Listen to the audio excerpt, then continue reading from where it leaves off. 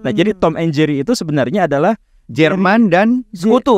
Jerry atau Jerman yang sebenarnya pada waktu itu masih sangat kecil, Ya. tapi bisa ngelawan dan mecundangin terus si Tom. Iya, Nggak beres-beres nangkep dan apa.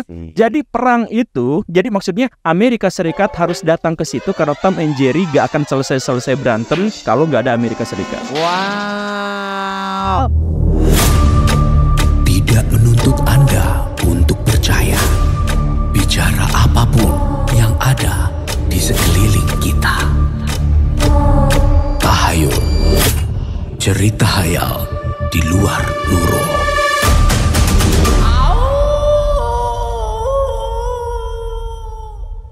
Gen 98,7 FM, semangat pagi Kemal Sinyorita. Nah, ini nih Tahayul bareng nama Sinyorita.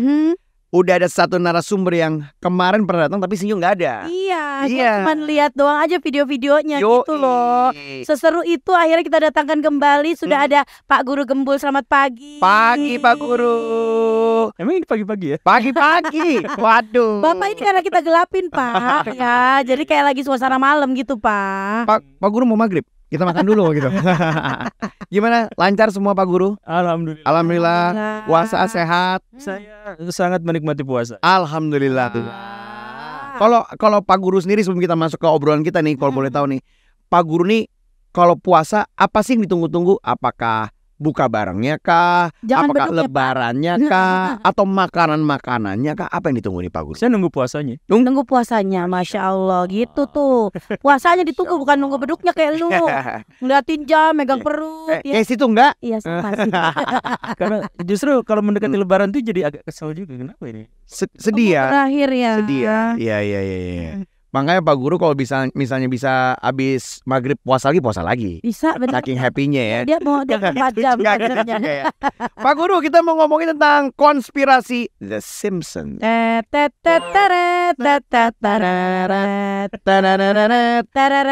Kalau Gen Z mungkin nggak tahu ya, dulu ada di RCTI.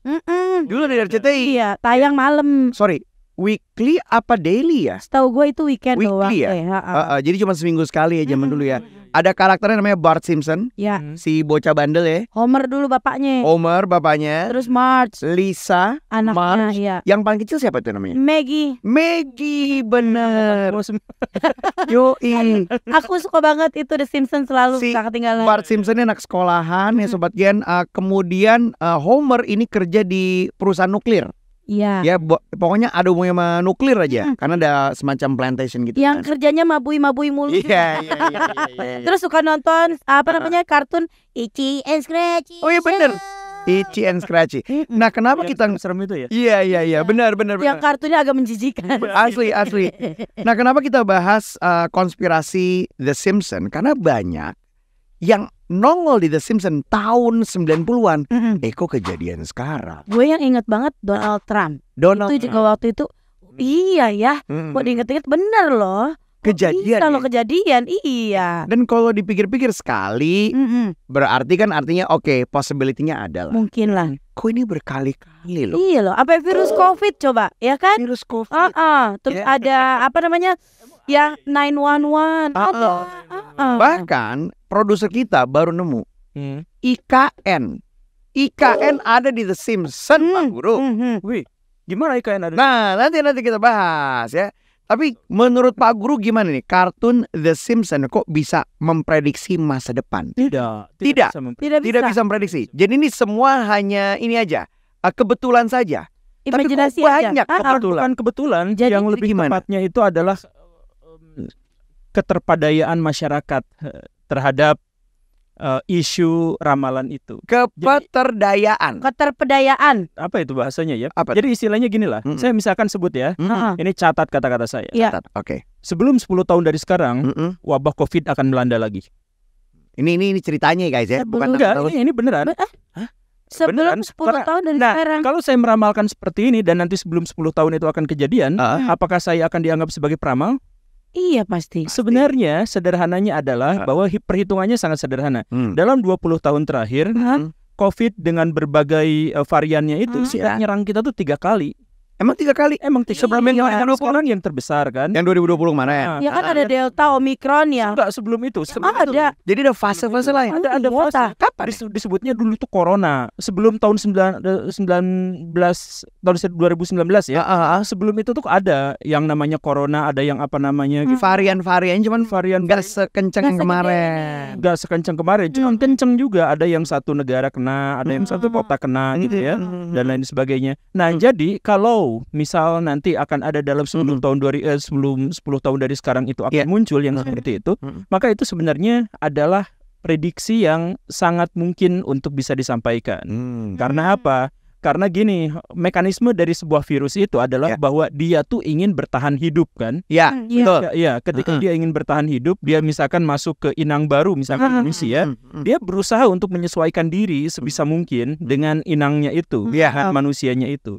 Nah, jadi dia menciptakan varian-varian baru terus-terusan agar dia dan inangnya itu bisa hidup dalam perdamaian gitu. Oke. Karena jadi si virus gak pengen ngematiin orang. Kalau inangnya mati ya dia juga mati. Iya. Tapi dia tuh butuh adaptasi yang berulang-ulang. Makanya variannya muncul terus-terusan. Nah, varian COVID itu baru kemarin dari tahun 2000-an itu baru pindah ke orang. Jadi mungkin akan ada varian-varian berikutnya. Jadi kalau misalkan prediksi saya salah, maka orang akan mengabaikan itu. Tapi kalau prediksi saya benar, maka itu akan menjadi catatan masyarakat. Jadi bener nih, kalau misalnya prediksinya Pak Guru salah, orang akan mengabaikan. Iya, bahkan mungkin nggak ingat. Nggak ingat karena nggak ada track recordnya. Tapi kalau misalnya nongol, langsung dicari nih rekamannya. Itulah keterpedayaan masyarakat itu. Ada berapa episode The Simpsons sebenarnya Banyak yang banget. meramalkan.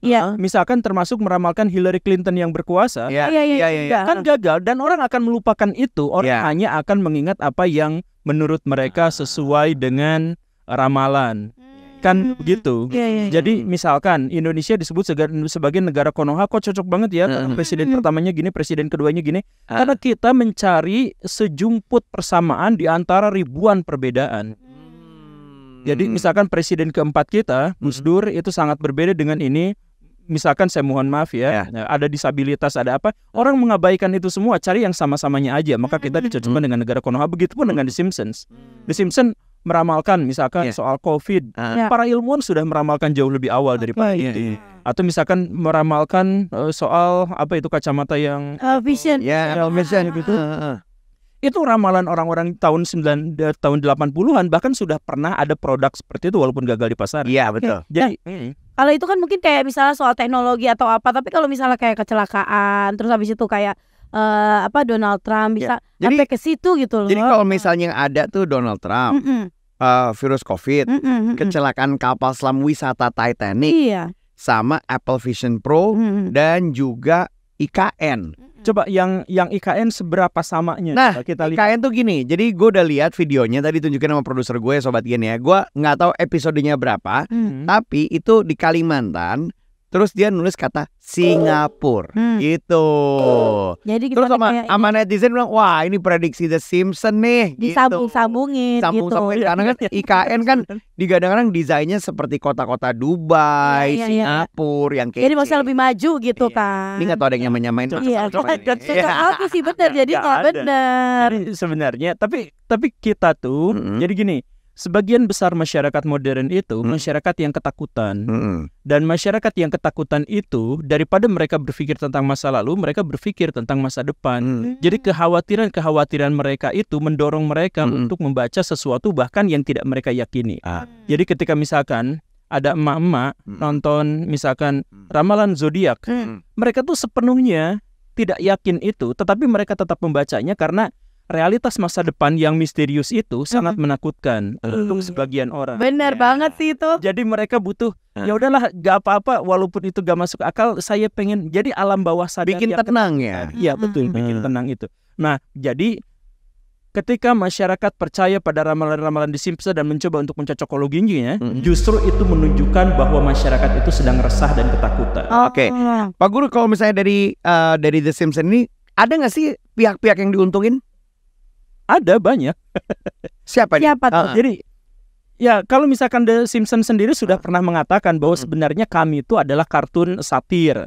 Kalau sebenarnya menceritakan realitas masyarakat orang-orang Amerika Serikat yang memang seperti itu, yang gendut, doyan makan, keras kepala, nyebelin, malas, yang seperti itu. Ya udah, selesai sampai di situ. Maka ketika mereka misalkan menceritakan tentang sistem politik di Amerika Serikat yang seperti apa, ya diceritakan. Kemudian ketika mereka menceritakan satu episode menceritakan ada Hillary Clinton yang menang, satu lagi menceritakan Donald Trump yang menang, kemudian yang menang Donald Trump yang ini enggak. Ya udah, kan itu realitas masyarakat mereka pada waktu itu sedang pemilu, kemudian ada dua calon, dua-duanya mereka ceritain juga. Tapi yang booming adalah yang menangnya. Sesimpel itu. Sesimpel itu ya ternyata ya. Nah, untuk Pak Guru tahu nggak kalau misalnya selain The Simpsons, katanya bener nggak sih ada kartun-kartun yang dibikin emang sengaja untuk menyampaikan sesuatu kejadian di dunia? Banyak. Apa aja hampir semua. Hampir semua. Upin Ipin juga, Bobo Boy termasuk. Termasuk. Ya, karena bagaimanapun media itu adalah alat untuk mengontrol pikiran pihak yang lain, pikiran orang lain. Atau misalkan untuk menyampaikan ide-ide eksplisit maupun implisit. Kan begitu. Jadi misalkan ketika Malaysia menampilkan Upin dan Ipin, dia pengen menunjukkan bahwa anak-anak di Malaysia itu adalah anak-anak yang bersemangat, yang baik, dan bahwa perbedaan suku di antara mereka ternyata tidak menghasilkan masalah, bahwa mereka ada pendatang dan sebagainya, mereka juga nyaman. Jadi seperti itu. Atau misalkan Tom and Jerry. Tom and Jerry itu kan sebenarnya plesetan dari Perang Dunia Kedua. Iya, gue baru tahu tuh. Iya, Jerry itu orang-orang Jerman tuh kalau soldiernya, prajuritnya tuh dipanggilnya tuh Gary atau Jerry. Kalau orang Sunda mah Ujang gitu. Ya, itu istilah khas. Iya. Sedangkan Tom itu kan Tom Atkinson, salah seorang. Jadi kalau misalkan di Amerika Serikat tuh punya paman Sam, punya sebagai kekuatan militer mereka, simbol dari. Nah, kalau di Inggris itu Thomas Atkinson. Nah, jadi Tom and Jerry itu sebenarnya adalah Jerman dan sekutu. Jerry atau Jerman yang sebenarnya pada waktu itu masih sangat kecil, tapi bisa ngelawan dan mecundangin terus si Tom. Nggak beres-beres nangkep. Dan apa? Jadi perang itu, jadi maksudnya Amerika Serikat harus datang ke situ karena Tom and Jerry gak akan selesai berantem kalau nggak ada Amerika Serikat. Wow. Ini menarik banget loh. Dari kecil kita disusupin informasi ya, secara tidak sadar ya. Sadar secara nggak langsung kayak gitu. Tapi kalau misalnya ngomong kartun sendiri, emang bisa nggak sih ngehipnotis kita untuk ngelakuin sesuatu gitu? Bisa, banyak. Jadi apalagi misalkan anak-anak kecil kita, anak-anak kecil itu masih belum bisa memisahkan mana yang abstrak, mana yang konkret gitu. Jadi waktu misalkan anak kita masih kecil, kadang-kadang ya umur 3 tahun untuk umur 4 tahun, mereka tuh ngomong mobil gede itu mobil mamahnya, mobil sedan tuh mobil anaknya. Mereka berusaha untuk mengasosiasikan dan mempersonalisasikan benda-benda mati kan seperti itu. Jadi ketika misalkan ada kartun, mereka itu memikirkan bahwa itu jangan-jangan nyata, bahwa itu tuh realitas. Makanya kemudian dari film kartun itu banyak yang mencoba untuk menirunya, banyak yang, dan akhirnya ada anak-anak yang termotivasi dan menjadi orang besar gara-gara kartun, ada orang yang dihancurkan gara-gara tontonannya, gara-gara kartun itu. Itu biasa, hal yang seperti itu biasa, makanya sudah diketahui. Makanya di zaman dulu kartun-kartun itu bebas, sekarang mulai dibatasi. Kartun ini tidak boleh, bahkan Tom and Jerry tidak boleh, tidak boleh. SpongeBob di Indonesia tidak boleh. Karena ada tuh pakai bikin. Karena banyak emang ya sesuatu message yang nggak kelihatan, ternyata di dalam adegan tersebut ada pesan yang tersirat gitu. Itu banyak kejadian. SpongeBob itu hujatan, hinaan pada pemerintah Amerika Serikat, pada agama. Itu sindiran pada agamanya kental sekali. Kenceng banget ya. Oke.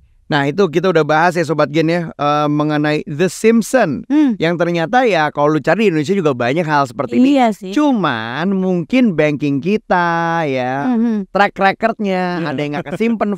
Iya susah dicari. Betul. Padahal kalau mau dicari mungkin ada aja. Yang misalnya kalau misalnya sesimpel kita lagi nonton Unyil bahas apa, pasti ada yang disama-samain gitu kan. Pertanyaannya Unyil ada nggak nih track record nih? Siapa tahu Dono Kasino Indro ada juga. Bisa juga, kan? benar. Dulu ada Sikomo, gara-gara Sikomo jadi Jakarta macet. Sekarang bener Jakarta macet. Iya. Yang luar biasa. Padahal pada saat Sikomo keluar udah macet Jakarta. Benar. Pak Guru terima kasih banyak. Artinya minggu depan kita ketemu lagi, ada pembahasan yang lebih seru lagi Sobat Gen. Jadi sekali lagi Pak Guru terima kasih udah mampir ke sini ya.